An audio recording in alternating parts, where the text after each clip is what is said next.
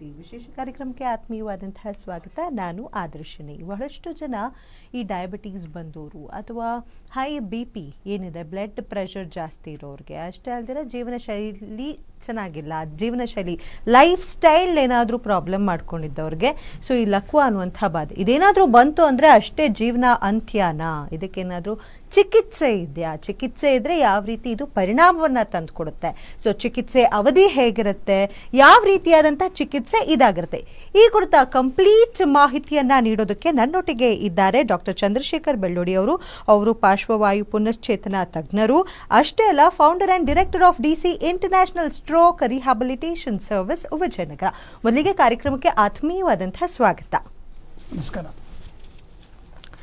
ಲಕ್ವ ಅಂದ ತಕ್ಷಣ ಅಥವಾ ಈ ಸ್ಟ್ರೋಕ್ ಅನ್ನೋದೇನಿದೆ ಬಹಳಷ್ಟು ಜನಕ್ಕೆ ಭಯ ಉಂಟು ಮಾಡುತ್ತೆ. ಅದರಲ್ಲೂ ನನಗೆ ಈ CIMT ಅಂತ ಹೇಳಿದ್ರೆ ಏನು ಅಂತ ಕೇಳೋದಾದ್ರೆ ಏನು ಹೇಳ್ತೀರಾ ಡಾಕ್ಟರ್? ಮೇಡಮ್, ಆ್ಯಕ್ಚುಲಿ ಇದು CIMT ಇದು ಏನಂದರೆ ಒಂದು ವೈಜ್ಞಾನಿಕ ಲೋಕದಲ್ಲಿ ಪಾರ್ಶ್ವವಾಯು ಪೀಡಿತರಿಗೆ ಒಂದು ಹೊಸ ಆವಿಷ್ಕಾರ ಅಂತಲೇ ಹೇಳಬೇಕು. ಸ್ಪೆಷಲಿ ಹಳೆ ಕೇಸಸ್ಗಳು, ಅಂದರೆ ಈಗ 1 ವರ್ಷ 2 ವರ್ಷ 3 ವರ್ಷ, ಕೆಲವು ಈವನ್ 5 ವರ್ಷ 10 ವರ್ಷ ಹಳೆ ಕೇಸಸ್ಗಳು, ಅಂದರೆ ಅವರೆಲ್ಲ ಏನು ಮಾಡಿರ್ತಾರೆ, ಎಲ್ಲ ಟ್ರೈ ಮಾಡಿ ಬಿಟ್ಬಿಟ್ಟಿರ್ತಾರೆ ಒಂದು ಹಂತಕ್ಕೆ. ನಾರ್ಮಲಿ ಎಲ್ಲರೂ ಅಂದ್ಕೊಂಡಿದ್ದೆ ಮುಂಚೆಲ್ಲ ನಾವೆಲ್ಲ ಏನು ಅಂದ್ಕೊಂಡಿದ್ದೆ ಅಂದರೆ 1-2 ವರ್ಷದಲ್ಲಿ ಏನು ಗುಣ ಬರುತ್ತೆ ಅದೇ ಅಂತಿಮ ಲಕ್ವ ಹೊಡೆದ್ಮೇಲೆ ಅಂದರೆ. ಸೊ ಹಾಗಾಗಿ ಅಂದರೆ ಆಮೇಲೆ ಏನು ಮಾಡೋಕ್ಕಾಗಲ್ಲ ಅಂತಿದ್ದು. ಬಟ್ ಈಗ ಕಳೆದ ಒಂದು 50-60 ವರ್ಷದಿಂದ ಇದರಲ್ಲಿ ಸಾಕಷ್ಟು ರಿಸರ್ಚ್ಗಳು ನಡೆದು ಏನಂದರೆ ಒಂದು ಚಿಕಿತ್ಸಾ ಪದ್ಧತಿಗಳು ಏನೋ ಹೊಸ ಚಿಕಿತ್ಸಾ ಪದ್ಧತಿಗಳು ಬಂದಿವೆ ಆ್ಯಕ್ಚುಲಿ ಇದರಲ್ಲಿ. ಅವುಗಳಲ್ಲಿ ಇದು ಒಂದು ಮಟ ಹ್ಯಾಡ್ ಅಬೌಟ್, ಈಗ ನೀವು ಸ್ಟೆಮ್ ಸೆಲ್ಸ್ ಅಂತ ಕೇಳಿರ್ಬೋದು. ಆ್ಯಕ್ಚುಲಿ ಸ್ಟೆಮ್ ಸೆಲ್ಸ್ ಅಂದರೆ ನಾವು ಏನಂದರೆ ಬಾಡಿ ಪಾರ್ಟ್ಸಿಂದ ಏನಂದರೆ ಮೂಳೆಗಳಿಂದ ಅಸ್ಥಿ ಮಚ್ಚೆಯಿಂದ ಇದು ತೆಗೆದುಬಿಟ್ಟು ಲ್ಯಾಬಲ್ಲಿ ನರಗಳನ್ನು ಬಳಸಿ ಬ್ರೈನ್ಗೆ ಇಂಜೆಕ್ಟ್ ಮಾಡಿ ಮತ್ತೆ ಅದನ್ನು ರೀಟ್ರೈನ್ ಮಾಡ್ತಾರೆ ಇದರಲ್ಲೇ. ಸೊ ಇದು ಪರ್ಯಾಯವಾಗಿ ಯಾವುದೇ ನಿಮಗೆ ಸರ್ಜರಿ ಇಲ್ಲದೆ, ಚಿಕಿತ್ಸೆ ಇಲ್ಲದೆ ಅಥವಾ ಇನ್ಯಾವುದೇ ಇಂಟರ್ನಲ್ ಪ್ರೊಸೀಜರ್ ಇಲ್ಲದೆ ನಾವೇನು ಮಾಡೋದು, ಸ್ವಾಭಾವಿಕವಾಗೇ ಮೆದುಳಿನ ನರಕೋಶಗಳನ್ನು ಬೆಳೆಸ್ಬೋದು. ಅಂಥ ವಿಧಾನವನ್ನು ಕಳೆದ ಒಂದು 50-60 ವರ್ಷದಲ್ಲಿ ವಿಶ್ವದಾದ್ಯಂತ ಇದ್ರ ಬಗ್ಗೆ ಸಾಕಷ್ಟು ರಿಸರ್ಚ್ ನಡೆದು ಅದು ಅಭಿವೃದ್ಧಿ ಆಗಿದೆ ಆ್ಯಕ್ಚುಲಿ ಇದರಲ್ಲಿ. ಸೊ ಅದಕ್ಕೆ ಇದು ಒಂದು ವಿಧಾನ. ಇದರಿಂದ ಏನಂದರೆ ಇದು ಮೆದುಳನ್ನು ನಾವು ಮತ್ತೆ ಪುನಶ್ಚೇತನಗೊಳಿಸ್ಬೋದು. ಇದನ್ನು ನಾವು CIMT ಅಂತ ನಾವು ಕರಿತೇವೆ. CIMT ಅಂದರೆ ಇಂಗ್ಲೀಷಲ್ಲಿ ಕನ್ಸ್ಟ್ರೈನ್ಡ್ ಇಂಡ್ಯೂಸ್ ಮೂವ್ಮೆಂಟ್ ಥೆರಪಿ ಅಂತ. ಅಂದರೆ ಅಂಗಗಳನ್ನು ನಿರ್ಬಂಧಿಸಿ ಚಲನೆಗೆ ಪ್ರೇರೇಪಿಸುವ ಚಿಕಿತ್ಸೆ ಅಂತ ಅರ್ಥ. ಅಂದರೆ ಇದರಲ್ಲಿ ಏನು ಮಾಡ್ತೀವಿ, ನಾವು ಸರಿಯಾಗಿರೋ ಅಂಗನ ನಿರ್ಬಂಧಿಸಿ ಏನು ಲಕ್ವ ಹೊಡೆದಿರುತ್ತೆ ಆ ಅಂಗನ ನಾವು ಪೋಕ್ ಮಾಡ್ತೇವೆ, ಅಂದರೆ ಪುನಶ್ಚೇತನ ಪ್ರಕ್ರಿಯೆಗೆ ನಾವು ಒಳಪಡಿಸ್ತೇವೆ. ಅಂದರೆ ಇಂಟೆನ್ಸಿವ್ ರಿಹ್ಯಾಬಿಲಿಟೇಷನ್, ಅಂದರೆ ಕಂಟಿನ್ಯೂಸ್ ಆಗಿ ಅವ್ರಿಗೆ ನಿರಂತರವಾಗಿ ಮೆದುಳಿಗೆ ಸಂದೇಶಗಳನ್ನ ಕಳಿಸ್ತೇವೆ. ಇದರಿಂದ ಏನಾಗುತ್ತೆ, ಮೆದುಳಿನ ನರಕೋಶಗಳು ಮತ್ತೆ ಪುನಶ್ಚೇತನ ಆಗ್ತವೆ. ಅಂದರೆ ಕೆಲವು ನರಕೋಶಗಳಲ್ಲಿ ಹೊಸ ಬದಲಾವಣೆಗಳ ಹೊಸ ಹುಟ್ಕೊಳ್ತವೆ. ಹೀಗಾಗಿ ಏನಾಗುತ್ತೆ, ನರಕೋಶಗಳು ಮತ್ತೆ ಬಲಗೊಂಡು ರೋಗಿ ಏನಾಗುತ್ತೆ ಮತ್ತೆ ಮೊದಲನೇ ಸ್ಥಿತಿಗೆ ಚಲನೆ ಸ್ಥಿತಿಗೆ ತರ್ಬೋದು. ಇದು ರಿಸರ್ಚಿಂದ ಸಾಧ್ಯ ಆಗಿದೆ ಮೇಡಮ್ ಆ್ಯಕ್ಚುಲಿ. ಓಕೆ, ಈ CIMT ಏನು ಹೇಳ್ತಾರೆ ಅದು ಎಲ್ಲರೂ ಕೂಡ ತಗೊಬೋದಾದಂಥ ಚಿಕಿತ್ಸೆನ? ಇದಕ್ಕೆ ಯಾರು ಅರ್ಹರು ಈ ಚಿಕಿತ್ಸೆ ಪಡೆಯೋದಕ್ಕೆ ಅಂತ ಕೇಳೋದಾದರೆ? ಮೇಡಮ್, ಇದಕ್ಕೆ ಕೆಲವೊಂದು ನಿಬಂಧನೆಗಳಿದೆ. ಅಂದರೆ ಎಲ್ಲರೂ ಅರ್ಹರೇ. ಇದರಲ್ಲಿ ಹುಟ್ಟಿದ ಮಗುವಿಂದ ಹಿಡಿದು, ಅಂದರೆ 1-2 ವರ್ಷ ಮಗು ಏನು ಒಂದು ವರ್ಷ 2 ವರ್ಷ ಮಕ್ಕಳು ಏನಿರ್ತಾರೆ ಅಲ್ಲಿಂದ ಹಿಡಿದು ಸುಮಾರು ಈವನ್ 90 ವಯೋವೃದ್ಧರಿಗೂ ಸಹ ನಾವು ಕೊಡ್ಬೋದು ಆ್ಯಕ್ಚುಲಿ ಇದರಲ್ಲಿ ಇದು ಡಿಪೆಂಡ್ ಆನ್ ಮೆದುಳಿನ ಡ್ಯಾಮೇಜ್ ಮೇಲೆ ಹೋಗುತ್ತೆ. ಮೆದುಳು ಎಷ್ಟು ಪ್ರಮಾಣದಲ್ಲಿ ಡ್ಯಾಮೇಜ್ ಆಗಿದೆ ಅನ್ನೋದ್ರ ಮೇಲೆ ಹೋಗುತ್ತೆ ಇದರಲ್ಲೇ. ಸೊ ಈ ಪ್ರಕ್ರಿಯೆಗೆ ಏನಂದರೆ ಮೇಯ್ನ್ ಏನಂದರೆ ನಾವೇನು ರೋಗಿಗೆ ನಾವು ಸಂದೇಶಗಳನ್ನು ಕೊಡ್ತೀವಿ, ಅಂದರೆ ನಾವೇನು ಅವ್ರಿಗೆ ಗೈಡೆನ್ಸ್ ಕೊಡ್ತೀವಿ, ಅದನ್ನು ರಿಸೀವಿಂಗ್ ಕೆಪಾಸಿಟಿ ಇರಬೇಕು. ಅವ್ರಿಗೆ ಮೊದಲು ಕಿವಿ ಕೇಳ್ತಾ ಇರಬೇಕು ಆ್ಯಕ್ಚುಲಿ. ಬೇರೆ ಇನ್ಯಾವುದೇ ರೀತಿ ಅಂಗವೂನತೆಗಳು, ಅಂದರೆ ಫ್ರ್ಯಾಕ್ಚರ್ ಆಗ್ಬೋದು, ಮೂಳೆಗಳ ಕಟ್ಟಾಗಿರೋದು, ಈ ಥರ ಯಾವುದು ಇರಬಾರ್ದು ಆ್ಯಕ್ಚುಲಿ ಇದರಲ್ಲಿ. ಇನ್ನು ಮೂರನೇದೇನೆಂದರೆ ಮೇನು ಸ್ಪಂದಿಸಬೇಕು. ನಾವೇನು ಟ್ರೀಟ್ಮೆಂಟ್ ಕೊಡ್ತೀವಿ ಅದಕ್ಕೆ ಸ್ಪಂದಿಸಬೇಕಾಗುತ್ತೆ. ಈ ಟ್ರೀಟ್ಮೆಂಟಲ್ಲಿ ಸ್ವಲ್ಪ ಒತ್ತಡ ಜಾಸ್ತಿ ಇರುತ್ತೆ ಈ ಟ್ರೀಟ್ಮೆಂಟಲ್ಲಿ ಇದರಲ್ಲಿ. ಹಾಗಾಗಿ ಏನಂದರೆ ಪೇಷಂಟ್ಗೆ ಯಾವುದೇ ಆಗಿ ಹಾರ್ಟ್ ಅಟ್ಯಾಕ್ ಹೃದಯ ಸಂಬಂಧಿ ಕಾಯಿಲೆಗಳಿರಬಾರ್ದು, ಬೇರೆ ಇನ್ಯಾವುದೋ ತುಂಬ ಸೀರಿಯಸ್ ಆಗಿರುವಂಥ ಆರೋಗ್ಯದ ಸಮಸ್ಯೆಗಳು ಇರಬಾರ್ದು ಆ್ಯಕ್ಚುಲಿ ಮೇಡಮ್. ಓಕೆ, ಸೊ ಈ ಚಿಕಿತ್ಸೆ ವಿಧಿವಿಧಾನ ಹೇಗಿರುತ್ತೆ ಅಂತ ಕೇಳ್ತೀನಿ, ಬಟ್ ಅದಕ್ಕೆ ಮುಂಚೆ ಒಬ್ರು ಕಾಲರ್ ಇದ್ದಾರೆ, ಮಾತಾಡೋಣ. ಹಲೋ, ನಮಸ್ಕಾರ. ನಮಸ್ಕಾರ. ನಮಸ್ಕಾರ ಸರ್, ಹೇಳಿ ಸರ್, ತಮ್ಮ ಹೆಸರು, ಎಲ್ಲಿಂದ ಕರೆ ಮಾಡ್ತಿದ್ದೀರಿ? ನಾವು ಗೋಕಾಕ್ ತಾಲೂಕು ಕೇಶಾಪುಟ್ಟಿ ಗ್ರಾಮದಾಗ. ಓಕೆ ಸರ್, ಏನು ಸಮಸ್ಯೆ ಸರ್? ಅಂದರೆ ಪಾರ್ಶ್ವವಾಯು ಆಗಿದೆಯಾ ತಮ್ಮ? ಕೈ ಕಾಲು ಹರಿದು ಸೊಂಟ ಹೊರೆ ನೋವು. ಓಕೆ, ಡಾಕ್ಟರ್ ಇದ್ದಾರೆ?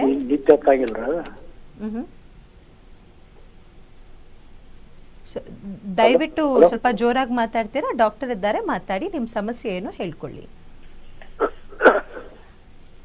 ಹೇಳಿ. ನಮಸ್ಕಾರ. ಕೈಕಾಲು ಹೊಡೆದ್ರಿ ಸೊಂಟ ನೋವು. ಸೊಂಟ ನೋವು ಆ್ಯಕ್ಚುಲಿ ಬರೀ ಪೂರಾ ಕೈಕಾಲುಗಳ ಪೂರಾ ಅಂದರೆ ಮೇಲಿಂದ ಕೆಳಗವರೆಗೂ 2 ಕೈ 2 ಕಾಲು ಇದರಲ್ಲಿ ಹೊಡ್ತಾ ಬರ್ತದ, ಅಥವಾ ಬರೀ ಕಾಲುಗಳು ಮಾತ್ರನಾ? ಕಾಲುಗಳು ಅಷ್ಟೇ, ಸೊಂಟ ಅಷ್ಟೇ. ಸೊಂಟ ಇದರಲ್ಲಿ ಮೋಸ್ಟ್ ಪ್ರಾಬಲಿ ಇವ್ರಿಗೆ ಸೊಂಟದ ನೋವಿನ ಸಮಸ್ಯೆ ಇದೆ ಅನಿಸುತ್ತೆ ಆ್ಯಕ್ಚುಲಿ. ಇದು ನಾವು ಸಯಾಟಿಕ್ ಪ್ರಾಬ್ಲಮ್ ಅಂತ ಹೇಳ್ತೀವಿ, ಬೆನ್ನಲ್ಲಿ ಮೂಳೆಗಳಲ್ಲಿ ಸಮಸ್ಯೆ ಇರುತ್ತೆ ಆ್ಯಕ್ಚುಲಿ. ಇದಕ್ಕೂ ಸಹ ನಮ್ಮಲ್ಲಿ ಚಿಕಿತ್ಸೆ ಇದೆ ಆ್ಯಕ್ಚುಲಿ. ನಾವು ಆಸ್ಟಿಯೋಪತಿ ಇದೆ ಆ್ಯಕ್ಚುಲಿ. ಇದ್ರೆ ಅವರು ನಮ್ಮನ್ನು ಕಾಂಟ್ಯಾಕ್ಟ್ ಮಾಡಿದ್ರೆ ನಾವು ಅವರ ನೀವು ನಮ್ಮ ಸೆಂಟ್ರಿಗೆ ಬಂದರೆ ನಾವು ಚೆಕ್ ಮಾಡಿಬಿಟ್ಟು ಮಾಡ್ಬೋದು ಆ್ಯಕ್ಚುಲಿ. ಇದಕ್ಕೆ ನಾವು ಒಂದು ಕೈರೋಪ್ರಾಕ್ಟಿಕ್ ಚಿಕಿತ್ಸೆ ಅಂತ ಇದೆ ಆ್ಯಕ್ಚುಲಿ. ಇದರಲ್ಲಿ ಆಸ್ಟಿಯೋಪತಿಕ್, ಕೈರೋಪ್ರಾಕ್ಟಿಕ್ ಮತ್ತು ಆರ್ಥೋಸ್ಪಿನಲ್ ತುಂಬ ಅಡ್ವಾನ್ಸ್ ಮೆಥಡ್ ಆ್ಯಕ್ಚುಲಿ ಇದರಲ್ಲಿ ಮೇಡಮ್. ಅದರಿಂದ ಬೇಕಾದ್ರೆ ಅದನ್ನು ಕಮ್ಮಿ ಮಾಡ್ಬೋದು ಆ್ಯಕ್ಚುಲಿ ಇದರಲ್ಲಿ. ಧನ್ಯವಾದಗಳು ಕರೆ ಮಾಡೋದಕ್ಕೆ.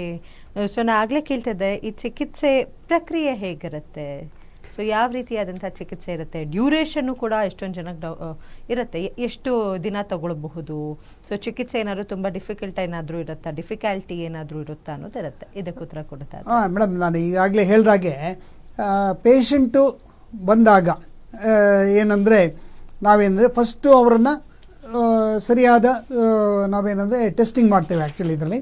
ಅಂದರೆ ಅವ್ರದ್ದು ಇದ್ರ ಪ್ರಮಾಣ ಎಷ್ಟಿದೆ ಅಂದರೆ ಕೆಲವೊಮ್ಮೆ ಈ ನಾರ್ಮಲಿ ಏನಾಗುತ್ತೆ ಅಂದರೆ ಈ ತುಂಬ ಲಾಂಗ್ ಟರ್ಮ್ ಗ್ಯಾಪ್ ಇದ್ದರೆ ಇದರಲ್ಲಿ ರೋಗಿಯ ಕೈ ಕಾಲುಗಳೇನಾಗ್ತವೆ, ಗಟ್ಟಿ ಆಗಿಬಿಡ್ತವೆ ಆ್ಯಕ್ಚುಲಿ. ಇದರಲ್ಲಿ ಟೈಟ್ ಆಗಿಬಿಡ್ತವೆ, ಸ್ಟಿಫ್ನೆಸ್ ಬರುತ್ತೆ. ಅದನ್ನು ಸ್ಪಾಸಿಟಿ ಅಂತ ಕರಿತವೆ ಆ್ಯಕ್ಚುಲಿ ಇದರಲ್ಲಿ. ಈಗಲೇ ಏನು ವಿಡಿಯೋದಲ್ಲಿ ಚಿತ್ರದಲ್ಲಿ ತೋರಿಸ್ತಾ ಇದ್ದೀರಾ, ಇದರಲ್ಲಿ ಈ ಸ್ಪಾಸಿಟಿ ಸಮಸ್ಯೆಯಿಂದ ಏನಾಗುತ್ತೆ, ಕೈಗಳು ಏನು ಸರಿಯಾಗಿ there are so many reasons, ಸರಿಯಾಗಿ ಚಿಕಿತ್ಸೆ ತಗೊಳ್ಳದೇ ಇರೋದು, ಸರಿಯಾದ ಫಾಲೋ ಮಾಡದೇ ಇರೋದು, ಅಥವಾ ಅವೈಜ್ಞಾನಿಕ ಚಿಕಿತ್ಸೆಗಳನ್ನು ಪಡ್ಕೊಂಡ್ರೆ, ಅಥವಾ ಬೇರೆ ಇನ್ನೇನೋ ಏನೂ ಚಿಕಿತ್ಸೆ ತಗೊಳ್ಳದೆ ಮನೆಯಲ್ಲೇ ಉಳ್ಕೊಂಡ್ರೆ ಲಕ್ಕೋ ಹೊಡೆದಾಗ ಇದರಿಂದ ಏನಾಗುತ್ತೆ, ವಿತಿನ್ 6 ಮಂತ್ಸ್ ಒಳಗಡೆ ಏನಾಗ್ಬಿಡುತ್ತೆ, ಕೈ ಕಾಲುಗಳು ಈಗ ಗಟ್ಟಿ ಆಗಿಬಿಡ್ತವೆ ಆ್ಯಕ್ಚುಲಿ, ಕೈ ಕಾಲುಗಳಿದೆ ಇದರಲ್ಲಿ. ಸೊ ಇದನ್ನು ಏನಂದರೆ ಇದನ್ನು ರಿಲೀಸ್ ಮಾಡೋದು ತುಂಬ ಕಷ್ಟ. ಮೊದಲೆಲ್ಲ ಏನಿತ್ತಂದರೆ ನಾವು ಇದರಲ್ಲಿ ಕೆಲವು ಈಗ ಎಲೆಕ್ಟ್ರಿಕಲ್ ಇಂಪ್ಲಾಂಟ್ ಮಾಡ್ತಾರೆ, ಮತ್ತು ನಂತರ ಬೊಟಾಕ್ಸ್ ಇಂಜೆಕ್ಷನ್ಗಳು ಕೊಡ್ತಾರೆ ಮಸಲ್ಸ್ ರಿಲೀಸ್ ಆಗಲಿಕ್ಕೆ. ಇದು ಪರ್ಯಾಯವಾಗಿ ಆ್ಯಕ್ಚುಲಿ ಈ ಮೆಥಡ್, ಈ CAMT ಮೆಥಡಲ್ಲಿ ಏನು ಮಾಡ್ತೀವಿ ಅಂದರೆ, ನಾವು ಅಂಗಗಳೇನು ಸರಿಯಾಗಿರೋ ಅಂಗಗಳೇನಿರುತ್ತೆ ಅದನ್ನು ನಾವು ಲಾಕ್ ಮಾಡಿಬಿಟ್ಟು ಮೆದುಳಿಗೆ ಏನಂದರೆ ನಾವು ಹೆಚ್ಚಿನ ಮೂಮೆಂಟ್ಸ್ಗಳನ್ನ ಕೊಡುವತ್ತ ನಾವೇನಂದರೆ ಕಂಟಿನ್ಯೂಸ್ ಆಗಿ ವರ್ಕ್ ಮಾಡ್ತೇವೆ. ಇದಕ್ಕೆ ಅಂತ ನಾವೇನು ಮಾಡೋದು, ನಮ್ಮ ಸೆಂಟ್ರಲ್ಲಿ ಎಕ್ವಿಪ್ಮೆಂಟ್ಸ್ಗಳನ್ನ ಡಿಸೈನ್ ಮಾಡಿದ್ವಿ. ಸಪೋಸ್ ಹ್ಯಾಂಡಿಗೆ ಆಗ್ಬೋದು, ಬೆರಳಿಗೆ ಆಗ್ಬೋದು, ಅಥವಾ ಕೈಗೆ ಎತ್ತಲಿಕ್ಕೆ ಆಗ್ಬೋದು, ಈವನ್ ಕಾಲುಗಳಿಗೆ ಆಗ್ಬೋದು. ತುಂಬ ಅಡ್ವಾನ್ಸ್ ಮೆಥಡಲ್ಲಿ ಸಾಕಷ್ಟು ರಿಸರ್ಚ್ ಮಾಡಿ ಡೆವಲಪ್ಡ್ ಎಕ್ವಿಪ್ಮೆಂಟ್ಸ್ ಆ್ಯಕ್ಚುಲಿ. ಇದರಲ್ಲಿ ಏನು ಮಾಡ್ತೇವೆ ನಾವು, ನಿರಂತರವಾಗಿ ಅವ್ರಿಗೆ ಏನು ಮಾಡ್ತೇವೆ ನಾವು ಮೂಮೆಂಟ್ಸ್ಗಳನ್ನು ಜನ್ರೇಟ್ ಮಾಡಲಿಕ್ಕೆ ನಾವು ಪೋಕ್ ಮಾಡ್ತೇವೆ ಆ್ಯಕ್ಚುಲಿ, ಮೆದುಳನ್ನು ನಾವು ಪ್ರೇರೇಪಿಸ್ತೇವೆ. ಇದರಿಂದ ಏನಾಗುತ್ತೆ, ಒಂದು ಕಮ್ಮಿ ಟೈಮಲ್ಲಿ ಅಂದರೆ ಏನಂದರೆ ಕೆಲವೊಮ್ಮೆ ಇದು ನಿರಂತರ ಅಂದರೆ ಸಮ್ಟೈಮ್ಸ್ ಈವನ್ 6 to 8 hours ಇರುತ್ತೆ. ಇಂಟೆನ್ಸಿವ್ ಆಗಿ ಮೂಮೆಂಟ್ಸ್ ಕೊಡಬೇಕಾಗುತ್ತೆ, ಅವ್ರಿಗೆ ಟ್ರೈನಿಂಗ್ ಕೊಡಬೇಕಾಗುತ್ತೆ. ಈಗ ಕಂಟಿನ್ಯೂಸ್ ಟ್ರೈನಿಂಗ್ ಕೊಡಿದ್ರೆ ಏನಾಗುತ್ತೆ, ಮೆದುಳಿಗೆ ಮೆಸೇಜಸ್ಗಳು ಹೋಗುತ್ತೆ. ಮೆದುಳು ನಾರ್ಮಲಿ ಏನಂದರೆ ಒಂದು 10-20 ಮೂಮೆಂಟ್ಸ್ಗಳಲ್ಲಿ ಅದು ತಗೊಳ್ಳೋದಿಲ್ಲ. ಅದಕ್ಕೇನಂದರೆ ಅವರ್ಸ್ ಟುಗೆದರ್ ಬೇಕಾಗುತ್ತೆ ಕಂಟಿನ್ಯೂಸ್ ಆಗಿದೆ. ನೀವು ಎಷ್ಟು ಜಾಸ್ತಿ ಕೊಡ್ತೀರೋ ಅಷ್ಟು ಕಮ್ಮಿ ಟೈಮಲ್ಲಿ ಅದು ತಗೊಳುತ್ತೆ. ಮುಂಚೆ ಇದೆಲ್ಲ ಗೊತ್ತಿರಲಿಲ್ಲ. ಮುಂಚೆಲ್ಲ ಅಂದರೆ ಹೌದು 1 hour 2 hour ಸಾಕಂತ ಇತ್ತು. ಈಗೆಲ್ಲ ಏನಿಲ್ಲ. ಈಗ ನೀವು ಎಷ್ಟು ಹೊತ್ತು ಬೇಕಾದ್ರೂ ಮಾಡೋದು, ಬೆಳಗ್ಗಿಂದ ಸಂಜೆವರೆಗೂ ಮಾಡಿದ್ರು ಅವ್ರಿಗೆ ಎಷ್ಟು ಜಾಸ್ತಿ ಮಾಡ್ತಾರೆ ಅಷ್ಟು ಕಮ್ಮಿ ಟೈಮಲ್ಲಿ ಮೆದುಳಾಗುತ್ತೆ. ಈ ಸಪೋಸ್ ನಾನೇ ಆಗಲಿ ಒಂದ್ಸರಿ ಕೈ ಈಗ ಓಪನ್ ಮಾಡಿ ಬಿಟ್ಟರೆ ಮೆದುಳಿಗೆ ಹೊಸದಾಗಿ 10,000ದಿಂದ 10,000 ಹೊಸ ಕನೆಕ್ಷನ್ಸ್ಗಳು ಉಟ್ಕೊಳ್ತವೆ. ಮೆದುಳಲ್ಲಿ ಇದರಲ್ಲಿ. ಓಕೆ. ಸೊ ಹೀಗಾಗಿ ಏನಂದರೆ ಕಂಟಿನ್ಯೂಸ್ ಆಗೋದು, ಯಾಕಂದರೆ ಅವರ್ಸ್ ಟುಗೆದರ್ ಕೊಡೋದ್ರಿಂದ ನಿಮಗೇನಾಗುತ್ತೆ ಅದರದ್ದು ಲ್ಯಾಕ್ಸ್ ಟುಗೆದರ್ ಲಕ್ಷಾಂತರ ಹೊಸ ಕನೆಕ್ಷನ್ಸ್ಗಳು ಬರ್ತವೆ. ಇದರಿಂದ ಏನಾಗ್ತವೆ, ಈಗ ನಿಮಗೆ ಜಸ್ಟ್ ನಿಮಗೆ ಎಕ್ಸಾಂಪಲ್ ಹೇಳಬೇಕು, ಒಂದು ಗಿಡನ ನಾವು ಕಟ್ ಮಾಡಿದ್ರೆ ಏನಾಗುತ್ತೆ, ಗಿಡ ಅದು ಸಾಯೋದಿಲ್ಲ, ಮತ್ತೇನಾಗುತ್ತೆ ಅದು ಮತ್ತೆ ಅದು ಸೈಡಿಂದ ಚಿಗುರುತ್ತೆ. ಹಾಗೆ ಮೆದುಳಲ್ಲೂ ಸಹ ಅಷ್ಟೇ, ಅದು ಏನಂದರೆ ಅವುಗಳ ಮೊಗ್ಗುಗಳು ಇರ್ತವೆ ಆ್ಯಕ್ಚುಲಿ ಮೆದುಳಲ್ಲಿದೆ, ನಾವು ಡೆಂಡ್ರೈಟ್ಸ್ ಅಂತ ಹೇಳ್ತೀವಿ ಆ್ಯಕ್ಚುಲಿ. ಈ ಡೆಂಡ್ರೈಟ್ಸ್ಗಳು ಏನು ಮಾಡ್ತವೆ, ನಾವು high current high intensity current ನಾವು ಕಳಿಸಿದ್ರೆ ಮಾತ್ರ ಅವು ಚಾನಲ್ಗಳು ಓಪನ್ ಆಗ್ತವೆ, ನಾರ್ಮಲ್ ಮೂಮೆಂಟ್ಸಲ್ಲಿ ಓಪನ್ ಆಗಲ್ಲ. ಇದು ಸೇಮ್ ಬೇಸಿನ್ ಸ್ಟೆಮ್ ಸೆಲ್ಸಲ್ಲೂ ಮಾಡೋದು ಅದನ್ನೇ ಆ್ಯಕ್ಚುಲಿ. ನರಕೋಶಗಳನ್ನು ಇಂಜೆಕ್ಟ್ ಮಾಡಿಬಿಟ್ಟು ನಾವು ಅದನ್ನು ಮೂಮೆಂಟ್ಸ್ಗಳಿಗೆ ನಾವು ಇದು ಕೊಡ್ತೀವಿ ಆ್ಯಕ್ಚುಲಿ, ಫಿಸಿಯೋಥೆರಪಿ ಮೂಮೆಂಟ್ಸ್ಗಳನ್ನ ಕೊಡ್ತೀವಿ. ಇದು ನ್ಯಾಚುರಲ್ ಆಗಿ ಮಾಡೋವಂಥದ್ದು ಆ್ಯಕ್ಚುಲಿ ಇದರಲ್ಲಿ. ಸೊ ಎಷ್ಟು ಟೈಮ್ ಡ್ಯೂರೇಷನ್ ಏನಿರುತ್ತೆ ಸರ್ ಮೇಡಮ್? ಇದು ನಾರ್ಮಲಿ ಇರೋದು ಈಗ ಇಂಟರ್ನ್ಯಾಷನಲ್ ಸ್ಟ್ಯಾಂಡರ್ಡ್ಸ್ ಅಂದರೆ US ಅಲ್ಲಿ ಅದರ್ ಕಂಟ್ರೀಸಲ್ಲಿ ಏನಿದೆ ಅಂದರೆ ಇಂಟೆನ್ಸಿವ್ ರಿಹ್ಯಾಬ್ ಅಂದರೆ 16 to 18 ವೀಕ್ಸ್ ಅಂತ ಇದೆ ಆ್ಯಕ್ಚುಲಿ. ಬಟ್ ಇಂಡಿಯಾದಲ್ಲೇ ಇದು ಏನಂದರೆ ಇದು ಸ್ವಲ್ಪ ಒತ್ತಡ ಇರೋದ್ರಿಂದ, ಮಾನಸಿಕ ಒತ್ತಡ ಸ್ವಲ್ಪ ಜಾಸ್ತಿ ಇರುತ್ತೆ, ಪ್ರೆಷರ್ ಜಾಸ್ತಿ ಇರುತ್ತೆ. ಆ ಪ್ರೆಷರ್ಗಳು ಹಾಕಿ ಮಾಡೋದೇನಾಗುತ್ತೆ, ಕೆಲವರು ಲೈಕ್ ಮಾಡಲ್ಲ ಇದರಲ್ಲಿ. ಕೆಲವೊಮ್ಮೆ ಏನಂದರೆ ನಾವು ಲಾಕ್ ಮಾಡಿದ್ರೆ ನಿಮಗೆ ಹೆಚ್ಚು ಕಮ್ಮಿ ಟೈಮಲ್ಲಿ ಸರಿ ಹೋಗುತ್ತೆ, ಅಂದರೆ ನಿಮಗೆ 18 ವೀಕ್ಸ್ ಇಲ್ಲ ಅಂದರೆ ಸಮ್ಟೈಮ್ಸ್ ಒಂದು 5 to 6 months ತೊಗೊಳ್ಬೋದು ಆ್ಯಕ್ಚುಲಿ. ಇದ್ರೆ ಅವ್ರಿಗೆ ಒಂದು ಒಳ್ಳೆ ರಿಸಲ್ಟ್ ಬರಬೇಕು ಅಂತ ಅದು ಎಷ್ಟೇ ಹೇಳಿದಿರಲಿ ಕೇಸು. ಏಕೆಂದರೆ ಕೆಲವ್ರು ಏನು ಮಾಡಿರ್ತಾರೆ, ಅರ್ಧಂಬರ್ಧ ಮಾಡಿ ಬಿಟ್ಟು ಹಾಗೆ ಮನೆಯಲ್ಲಿ ಐಡೆಲ್ಲ ಕೂತಿರ್ತಾರೆ. ಅಂಥವ್ರಿಗಿದು ಏನಂದರೆ ಯಾವುದೂ ಇಲ್ಲ, ಆಪ್ಷನ್ನೇ ಇಲ್ಲ, ಮುಂದೆ ಏನಪ್ಪ ಮಾಡಬೇಕು ನಾವು ಇದರಲ್ಲಿ ಸ್ಟ್ರೋಕ್ ಕೇಸು ಹೆಂಗೆ ಸರಿಪಡಿಸ್ಕೋಬೇಕು ಅನ್ನೋರಿಗೆ ಇದು ತುಂಬ ಒಳ್ಳೆ ವಿಧಾನ ಇದೆ ಆ್ಯಕ್ಚುಲಿ. ಸರ್, ಈ CIMT ಚಿಕಿತ್ಸೆ ಪಡೆದುಕೊಂಡಾದ ಮೇಲೆ ಈ ನಾರ್ಮಲ್ ಲೈಫು ನಾರ್ಮಲ್ ಪರ್ಸನ್ ಹೇಗೆ ಲೀಡ್ ಮಾಡ್ತಾನೋ ಆ ಥರ ಬರ್ತಾರೆ ಮೇಡಮ್. ಈ ನಾರ್ಮಲ್ ಏನಾಗುತ್ತೆ ಸ್ಟ್ರೋಕಲ್ಲಿ ಅಂದರೆ 1-2 ವರ್ಷದಲ್ಲಿ ಏನೋ ಸ್ವಲ್ಪ ರಿಕವರಿ ಬಂದುಬಿಟ್ಟರೆ ಅದು ಹಂಗೆ ನಿಂತ್ಕೊಂಡ್ಬಿಡುತ್ತೆ ಆ್ಯಕ್ಚುಲಿ. ಇದರಲ್ಲಿ ಅವರು ಮೂಮೆಂಟ್ಸ್ ಕೊಟ್ಟರೆ ಮಾತ್ರ ಮುಂದೋಗುತ್ತೆ, ಇಲ್ಲದಿದ್ದರೆ ಇಲ್ಲ ಆ್ಯಕ್ಚುಲಿ ಇದರಲ್ಲಿ. ಸೊ ಈ ಯಾವ ಹಂತದಲ್ಲಿ ನಿಂತಿದೆ ನಾವೇನು ಮಾಡ್ತೀವಿ, ಚೆಕಿಂಗ್ ಮಾಡುವಾಗ ಅದನ್ನು ಗುರುತಿಸ್ಬಿಟ್ಟು ಅಲ್ಲಿಂದ ಮುಂದೆ ಹೋಗ್ತೀವಿ ನಾವು actually, so that we will reach to the target actually ಅದರಲ್ಲಿ. ಎಸ್. ಸೊ ಈ ಚಿಕಿತ್ಸೆಯಿಂದ ಮೆದುಳಿನಲ್ಲಿ ಯಾವ ರೀತಿಯಾದಂತಹ ಬದಲಾವಣೆ ಆಗುತ್ತೆ ಆ ಪ್ರಶ್ನೆ ನಾ ಕೇಳ್ತೀನಿ. ಬಟ್ ಅದಕ್ಕಿಂತ ಮುಂಚೆ ಒಂದು ಪುಟ್ಟ ವಿರಾಮ ತಗೊಂಡು ಬೇಗ ವಾಪಸ್ ಬರ್ತೀವಿ, ಕಾಯ್ತಾ ಇರಿ. Welcome back. ಡಾಕ್ಟರ್, ಆಗಲೇ ನಾನು ಕೇಳ್ತಾ ಇದ್ದೆ, ಈ CIMT ಚಿಕಿತ್ಸೆ ಏನಿದೆ ಅದನ್ನು ತಗೊಳ್ಳುವಂತಹ ಮನುಷ್ಯನಿಗೆ ಮೆದುಳಿನಲ್ಲಿ ಯಾವ ರೀತಿಯಾದಂತಹ ಬದಲಾವಣೆಗಳಾಗುತ್ತೆ?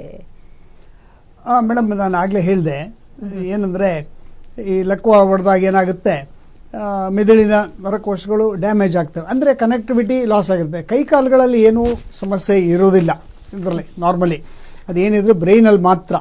ನಿಮಗೆ ಒಂದು ಎಕ್ಸಾಂಪಲ್ಲು ಹೇಳಬೇಕು ಅಂದರೆ, ಈ ಪೆನ್ನಿನ ತುದಿಯಲ್ಲೇ ಸುಮಾರು 50,000 ಕನೆಕ್ಷನ್ಸ್ ಇರ್ತವೆ. ಅದರದ್ದು ಇಂಟರ್ ಕನೆಕ್ಷನ್ನೇ ನಿಮಗೆ 12-13 ಕೋಟಿ ಕನೆಕ್ಷನ್ಸ್ ಇರ್ತವೆ ಬರೀ ಒಂದು ಜಸ್ಟ್ ಪೆನ್ನಿನ ತುದಿಯಲ್ಲಿ. ಹಾಗೆ ನೀವು ಬ್ರೈನ್ ಥಿಂಕ್ ಮಾಡ್ಬೋದು. ಬ್ರೈನ್ ಹೆಂಗಂದರೆ 1.5 kg ತೂಕ ಇರುತ್ತೆ, 1 ತೂಕ ಇರುತ್ತೆ.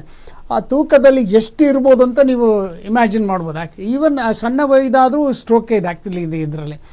ಸೊ ನಾರ್ಮಲ್ ಎಲ್ಲ ಏನು ಅಂದ್ಕೊಂಡ್ಬಿಟ್ಟಿರ್ತಾರೆ ಅಂದರೆ ಕೈಕಾಲುಗಳು ವೀಕ್ ಆಗಿರ್ತವೆ ಅಂತ ಕೈಕಾಲುಗಳತ್ತ ಹೆಚ್ಚು ಗಮನ ಕೊಡ್ತಾರೆ. ಇದರಿಂದ ಏನಾಗುತ್ತೆ, ತಿಕ್ಕೋದು, ಉಜ್ಜೋದು, ಇವುಗಳನ್ನು ಈ ಅವೈಜ್ಞಾನಿಕ ಪದ್ಧತಿಗಳನ್ನು ಫಾಲೋ ಮಾಡ್ತಾರೆ. ಇದರಿಂದ ಏನಾಗ್ತವೆ, ಮಾಂಸಖಂಡಗಳೇನಾಗ್ತವೆ ಮೊದಲೇ ವೀಕ್ ಆಗಿರ್ತವೆ, ಅದು ಓವರ್ ವೀಕ್ ಆಗಿಬಿಡ್ತವೆ ಅಥವಾ ಗಟ್ಟಿ ಆಗಿಬಿಡ್ತವೆ. ಇಲ್ಲಿ ಓವರ್ ದ ಪೀರಿಯಡ್ ಸರಿಯಾಗಿ ಮ್ಯಾನೇಜ್ಮೆಂಟ್ ಇಲ್ಲದೆ ಇದ್ದರೆ, ಸರಿಯಾಗಿ ತಗೊಳ್ಳದೇ ಇದ್ದರೆ ಇದರಲ್ಲಿ ಇವುಗಳನ್ನು ಏನಂದರೆ ಮೆದುಳು ಕನೆಕ್ಟಿವಿಟಿ ಅದು ಏನಾಗುತ್ತೆ, ಮೆದುಳು ತನ್ನ ಪಾಡಿಗೆ ತನ್ನ ಒಂದು ಹಂತದವರೆಗೂ ಮಾಡ್ಕೊಳ್ಳುತ್ತೆ ಆ್ಯಕ್ಚುಲಿ. ಇದ್ದರೆ ನಾವು ಸರಿಯಾಗಿ ಅದಕ್ಕೆ ನಾವು ಗಮನ ಕೊಟ್ಟರೆ ನಿಮಗೆ ಕಮ್ಮಿ ಟೈಮಲ್ಲೇ ಕ್ವಾಲಿಟಿ ರಿಕವರಿ ಬರುತ್ತೆ. ಬಟ್ ಅನ್ಫಾರ್ಚುನೇಟ್ಲಿ ಏನಾಗುತ್ತೆ, ಅದು ಎಸ್ಪೆಷಲಿ ಥರ್ಡ್ ವರ್ಲ್ಡ್ ಕಂಟ್ರೀಸಲ್ಲಿ ಏನಾಗ್ತಿದೆ ಅಂದರೆ, ಅದು ಸಮಸ್ಯೆ ವಿಶ್ವದಾದ್ಯಂತ ಇದೆ ಆ್ಯಕ್ಚುಲಿ, ಎಲ್ಲ ಕಡೆಯೂ ಇದೆ.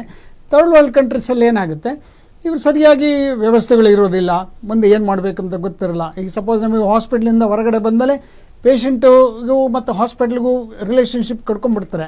ಹಾಗಾಗಿ ಏನಾಗುತ್ತೆ, ಅದ್ರ ಬಗ್ಗೆ ಸರಿಯಾಗಿ ಗಮನ ಇರೋದಿಲ್ಲ. ಜನ ಏನು ಮಾಡ್ತಾರೆ, ಅವೈಜ್ಞಾನಿಕ ಪದ್ಧತಿಗಳ ಹತ್ರ ಫಾಲೋ ಮಾಡ್ತಾರೆ. ಇದರಿಂದ ಏನಾಗುತ್ತೆ, ನಿಮಗೆ ಬ್ರೈನು ಒಂದು ಎಷ್ಟು ಮಾಡ್ಕೊಬೇಡು ಅದು ಹಾಗೆ ನಿಂತುಬಿಡುತ್ತೆ. ಹಾಗಾಗಿ ರೋಗಿ ಏನಂದರೆ ಏನು ಅಂದ್ಕೊಳ್ತಾರೆ, ಇನ್ನು ಮುಗಿತು ನಂದು ಇಷ್ಟೇ, ಇದು 1 or 2 life is A maximum actually, ಇದೇನು ಮಾಡೋಕ್ಕಾಗಲ್ಲ, ನನ್ನ ಲೈಫ್ ಇಷ್ಟೇ ಅಂತ ಲೈಫ್ ಲಾಂಗ್ ಇದಲ್ಲಿ. ಬಟ್ ಈ ಹಂತದಲ್ಲಿ ಮೊದಲೆಲ್ಲ ಈ ಒಂದು 50-60 ವರ್ಷದಿಂದ ಏನಿತ್ತು ಅಂದರೆ ಅದನ್ನು, ಯಾಕಂದರೆ ವೈಜ್ಞಾನಿಕ ಅಭಿವೃದ್ಧಿ ಆಗಿರಲಿಲ್ಲ, ಈ ವೈದ್ಯಕೀಯ ಇದರಲ್ಲಿ ಜಾಸ್ತಿ ಆಗಿರಲಿಲ್ಲ 60 ವರ್ಷದಿಂದ. ಈಗ MRI ಬಂದು, ಈಗ CT ಸ್ಕ್ಯಾನ್, ಈಗ ಫಂಕ್ಷನಲ್ MRI ಅಂತ ಇದೆ. ಫಂಕ್ಷನಲ್ MRI ಅಂದರೆ ನೀವು ಮೂಮೆಂಟ್ಸ್ ಈಗ ಹ್ಯಾಂಡ್ ಮೂಮೆಂಟ್ಸ್ ಮಾಡುವಾಗಲೇ ನಾವು MRI ತಗೊಳ್ತಾರೆ. ಅದರಿಂದ ಏನಾಗುತ್ತೆ ಬ್ರೈನಲ್ಲಿ ಯಾವ ಈಗ ಸ್ಟ್ರೋಕ್ ಹೊಡೆದಿರೋ ಅಂಗದಲ್ಲಿ ಬ್ರೈನಲ್ಲಿ ಅದು ಎಷ್ಟು ಕನೆಕ್ಟಿವ್ ಇದೆ, ಎಷ್ಟು ಡ್ಯಾಮೇಜ್ ಇದೆ, ಪರ್ಸೆಂಟ್ ಆಫ್ ಡ್ಯಾಮೇಜನ್ನು ಮಾಡ್ಬೋದು ಆ್ಯಕ್ಚುಲಿ. ಇದು ಹೊರಗಡೆ ಕಂಟ್ರೀಸಲ್ಲಿ ಇದೆ ಆ್ಯಕ್ಚುಲಿ. ಇದರಲ್ಲಿ ಇವುಗಳನ್ನೆಲ್ಲ ನಾವು ಅಭ್ಯಾಸ ಮಾಡ್ತಾ ಬಂದಾಗ ಏನಂದರೆ ನಮಗೆ ಏನಂದರೆ ಅವು ಮೆದುಳುಗಳು ಏನಂದರೆ ಮತ್ತೆ ಅದು ಮಾಡ್ಬೋದು ಅನ್ನೋದು ಗೊತ್ತಾಯ್ತು ಆ್ಯಕ್ಚುಲಿ ಇದರಲ್ಲಿ. ಅದಕ್ಕೇನಂದರೆ they have done lot of ಕೆಲವೊಂದು ಎಕ್ಸ್ಪೆರಿಮೆಂಟ್ಗಳೆಲ್ಲ ಮಾಡಿದ್ದಾರೆ ಆ್ಯಕ್ಚುಲಿ ಇದರಲ್ಲಿ. ಅಂದರೆ ಈಗ ನಿಮಗೆ ಡೆಪ್ತಲ್ಲಿ ಹೇಳಬೇಕು ಅಂದರೆ ತುಂಬ ಅವರ್ಸ್ ಟುಗೆದರ್ ತಗೊಳುತ್ತೆ ಆ್ಯಕ್ಚುಲಿ ಇದರಲ್ಲಿ. ಈ ನರಕೋಶಗಳನ್ನು ನಾವು ಹೆಚ್ಚೆಚ್ಚು ನಾವು ಸಿಗ್ನಲ್ ಕಳಿಸಿದ್ರೆ ಇದರಲ್ಲಿ ಏನಾಗುತ್ತೆ, ಹೊಸ ಕನೆಕ್ಷನ್ಸ್ಗಳು ಹೇಗೆ ನಾನು ಆಗಲೇ ಹೇಳಿದಾಗೆ ಗಿಡ ಕಟ್ ಮಾಡಿದ್ರೆ ಹೆಂಗೆ ಚಿಗುರುತ್ತೆ, ಚೆನ್ನಾಗಿ ಆರೈಕೆ ಮಾಡಿದ್ರೆ ಎಲ್ಲ ನರಕೋಶಗಳು ಮತ್ತೆ ನೆಟ್ವರ್ಕಿಂಗ್ ಬರುತ್ತೆ ಆ್ಯಕ್ಚುಲಿ. ನೆಟ್ವರ್ಕಿಂಗ್ ಚೆನ್ನಾಗಿ ಬರುತ್ತೆ ಆ್ಯಕ್ಚುಲಿ. ಅದು ಸಾಧ್ಯ ಇದೆ, ಅದು ಯಾವುದೇ ಏಜ್ ಇರಲಿ ಇದೆ ಆ್ಯಕ್ಚುಲಿ.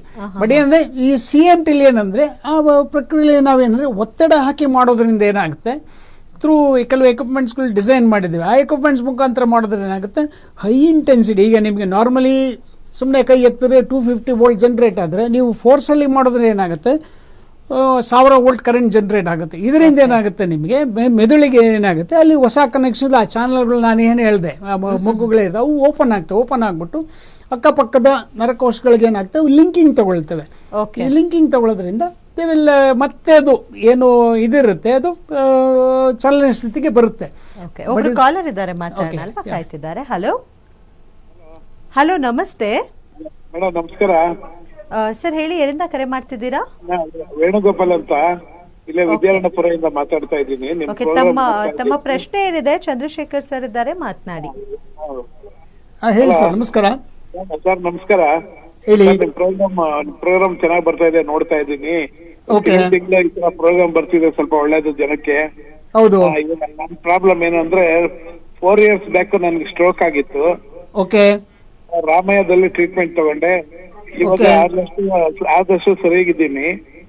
ಪ್ರಾಬ್ಲಮ್ ಏನಂದ್ರೆ ನನ್ನ ಕಾಲಿನಲ್ಲಿ ಒಂದು ಕಾಲು ತೊಡೆ ಭಾಗ ಹಿಂದೆ ಪಾದದವರೆಗೂ ಸ್ವಲ್ಪ ದಪ್ಪ ಇದೆ. ದಪ್ಪ ಇರೋದ್ರಿಂದ ಕಾಲು ಎತ್ತೋದಿಕ್ಕಾಗೋದಿಲ್ಲ, ಬಟ್ಟೆ ಹಾಕೊಳಕ್ಕಾಗಲ್ಲ, ಚಪ್ಪಲಿ ಹಾಕೊಳಕ್ಕಾಗಲ್ಲ, ವೆಯ್ಟ್ ಜಾಸ್ತಿ ಇದೆ.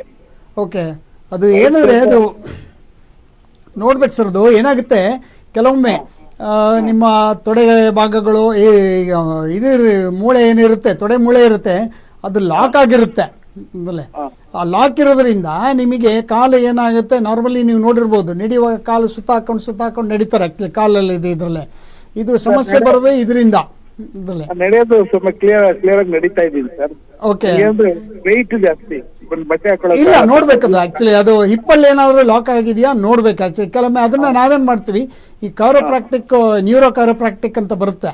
ಇದರಲ್ಲಿ ಏನು ಮಾಡ್ತೀವಿ ನಾವು, ಏನು ನಿಮಗೆ ಲಾಕ್ ಆಗಿರುತ್ತೆ ಅವುಗಳನ್ನು ನಾವು ಸರಿಪಡಿಸ್ಬೋದು. ಕೆಲವೊಮ್ಮೆ ನಿಮಗೆ ಸ್ಪೈನಲ್ಲಿ ಲಾಕ್ ಆಗಿರೋ ಅಲೈನ್ಮೆಂಟ್ ಚೇಂಜ್ ಆಗಿರುತ್ತೆ, ಸ್ಪೈನ್ ಅಲೈನ್ಮೆಂಟ್, ಬೆನ್ನಿನ ಅಲೈನ್ಮೆಂಟ್ಗಳು ಚೇಂಜ್ ಆಗಿರ್ತವೆ. ಅವುಗಳನ್ನೆಲ್ಲ ಸರಿಪಡಿಸಿದ್ರೆ ಬರುತ್ತೆ ಆ್ಯಕ್ಚುಲಿ, ಮಾಡ್ಬೋದು ಆ್ಯಕ್ಚುಲಿ. ಇದರಲ್ಲಿ ವಿ ಹ್ಯಾವ್ ಬಿನ್ ಡೂಯಿಂಗ್, ನಾವು ಮಾಡ್ತಾ ಇದ್ದೀವಿ ಆ್ಯಕ್ಚುಲಿ, ಸಾಕಷ್ಟು ಇದರಿಂದ ಮಾಡ್ತಾ ಇದ್ವಿ. ಈ ರೀಸೆಂಟಾಗಿ ನಿಮಗೆ ಒಂದು 2 days ಬ್ಯಾಕ್ 87-year-old ಪರ್ಸನ್ಗೆ ಮಾಡಿದ್ವಿ ಆ್ಯಕ್ಚುಲಿ. ಇದ್ರೆ ಅವರು ಈ ವಾಸ್ ನಾರ್ಮಲ್ ವಾಕಿಂಗು, ಆ್ಯಕ್ಚುಲಿ ಅವ್ರು ಲಾಂಗ್ ಟರ್ಮಿಂದ ಇರೋದು ವಾಕಿಂಗು ಸ್ವಲ್ಪ ಎಲ್ಲ ಫ್ರೀ ಆಯ್ತು ಅವ್ರಿಗೆ ಆ್ಯಕ್ಚುಲಿ ಇದರಲ್ಲಿ. ಹಾಗೆ ಅದು ನೋಡಬೇಕು, ಸ್ಪೈನ್ ನೋಡಿದ್ರೆ ಮಾಡ್ಬೋದು ಆ್ಯಕ್ಚುಲಿ. ಇದ್ರೆ ನೋಡಿದ್ರೆ ಗೊತ್ತಾಗುತ್ತೆ ಕಂಡೀಷನ್ಸ್. ಧನ್ಯವಾದಗಳು ಕರೆ ಮಾಡಿದ್ದಕ್ಕೆ. ಸೊ CIMT ಚಿಕಿತ್ಸೆ ಬಗ್ಗೆ ಮಾತಾಡ್ತಾ ಇದ್ವಿ, ಅದರಿಂದ ಏನೆಲ್ಲ ಉಪಯೋಗ ಇದೆ ಅಂತ ಮಾತಾಡ್ತಾ ಇದ್ವಿ. ಸೊ ಯಾವುದೋ ಒಂದು ಚಿಕಿತ್ಸೆ ಅಂದ ತಕ್ಷಣ ಎಷ್ಟೊಂದು ಜನ ಕೇಳೋದು, ಏನಾದರೂ ಸೈಡ್ ಎಫೆಕ್ಟ್ಸ್ ಇದೆಯಾ, ಅಡ್ಡ ಪರಿಣಾಮಗಳೇನಾದರೂ ಉಂಟಾಗುತ್ತಾ ಈ ಚಿಕಿತ್ಸೆಯಿಂದ ಅಂತ. ಇಲ್ಲ ಮೇಡಮ್, ಇದಕ್ಕೆ ಸೈಡ್ ಎಫೆಕ್ಟ್ಸ್ ಏನಂದರೆ ಹೇಳಿದ್ವಲ್ಲ ನಿಮಗೆ, ಸಪೋಸ್ ಪೇಷಂಟ್ಗೆ ನಾವು ಅದು ಟ್ರೀಟ್ಮೆಂಟ್ ಕೊಡುವಾಗ ಕೆಲವೊಮ್ಮೆ ಪೇಯ್ನ್ ಬರ್ಬೋದು. ಯಾಕಂದರೆ ಒತ್ತಡ ಹಾಕಿ ಮಾಡೋದ್ರಿಂದ ಮಸಲ್ಸ್ ಮೇಲೆ ಸ್ಟ್ರೈನ್ ಜಾಸ್ತಿ ಆಗುತ್ತೆ. ಅದರಿಂದ ಕೆಲವೊಮ್ಮೆ ಸಣ್ಣ ಪುಟ್ಟ ಪೇಯ್ನ್ಗಳು ಬರ್ಬೋದು. ಆ ಪೇಯ್ನ್ ಇದ್ದರೆ ನಾವೇನು ಮಾಡ್ತೇವೆ, ಪೇಯ್ನ್ ಕಿಲ್ಲರ್ಸ್ ಪ್ರಿಸ್ಕ್ರೈಬ್ ಮಾಡ್ತೇವೆ. ಹಾಗೆ ಸ್ವಲ್ಪ ದಿವಸ ಗ್ಯಾಪ್ ಬಿಡ್ತೇವೆ ಆ್ಯಕ್ಚುಲಿ, ಗ್ಯಾಪ್ ಇಟ್ಟು ಮಾಡ್ತಾ ಬರ್ತೇವೆ.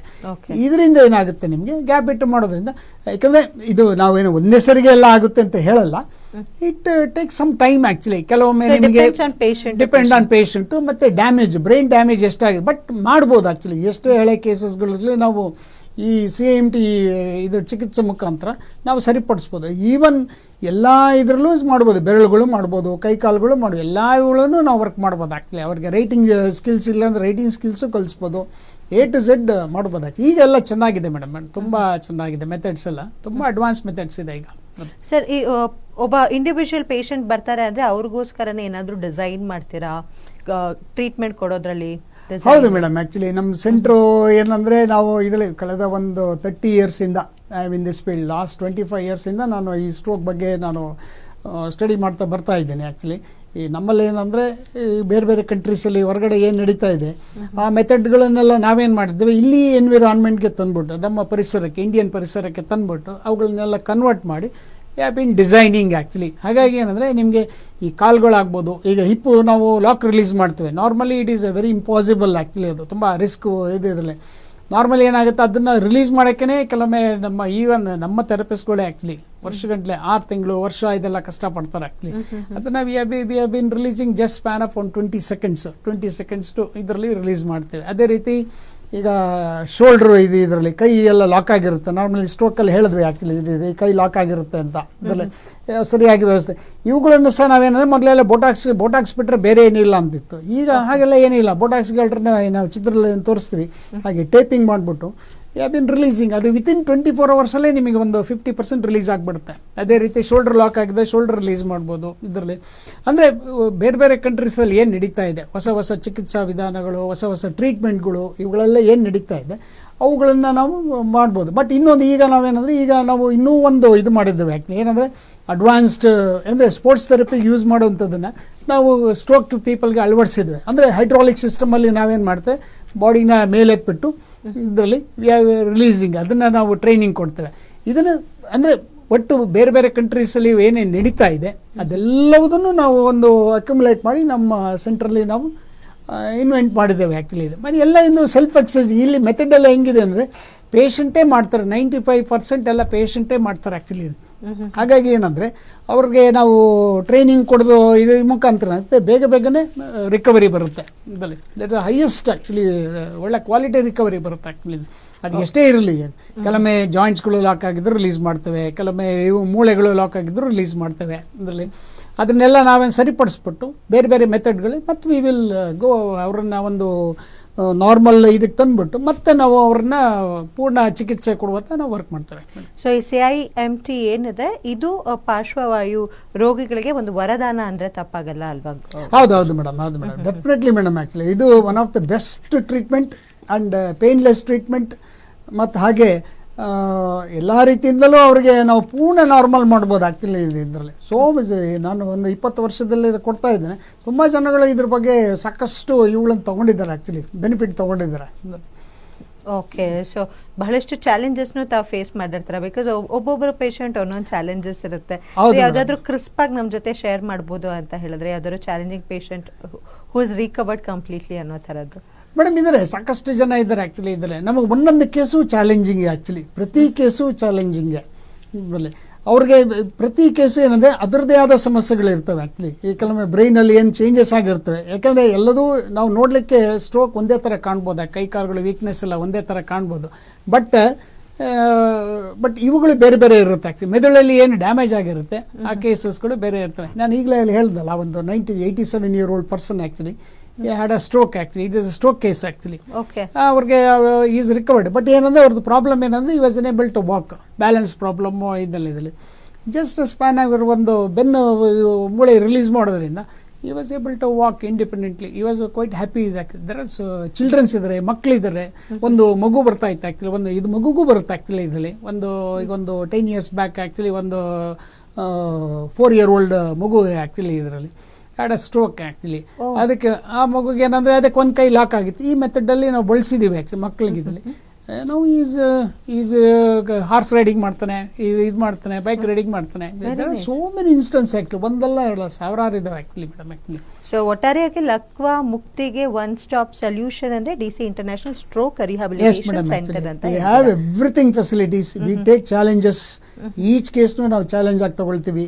ಅವ್ರಿಗೆ ಏನೇ ಟ್ರೀಟ್ಮೆಂಟ್ಗೂ ಅವ್ರಿಗೆ ಏನೇ ಸಮಸ್ಯೆಗಳಿವೆ ಆ ಸಮಸ್ಯೆಗಳಿಗೆ ಅನುಗುಣವಾಗಿ ನಾವೇನು ಮಾಡ್ತೀವಿ ಅದನ್ನು ಹೆಂಗೆ ಸರಿಪಡಿಸ್ಬೋದು ಸಾಕಷ್ಟು ಅಭ್ಯಾಸ ಮಾಡ್ತೀವಿ. ಮತ್ತು ನಮ್ಮಲ್ಲಿ ಅಂದರೆ ಡಿಜಿಟಲ್ ಲೈಬ್ರರಿ ಇದೆ. ವಿ ಹ್ಯಾವ್ ಆಲ್ಮೋಸ್ಟ್ ಒಂದು 20,000 ಬುಕ್ಸ್ ಇದೆ ಆ್ಯಕ್ಚುಲಿ ಇದರಲ್ಲಿ.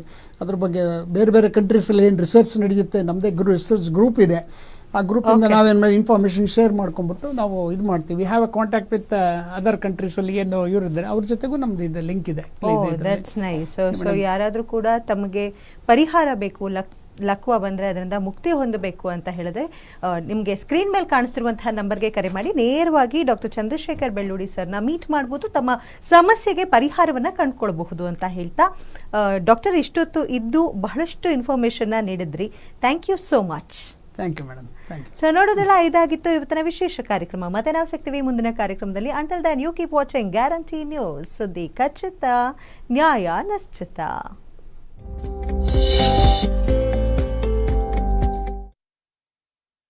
South Bangalore.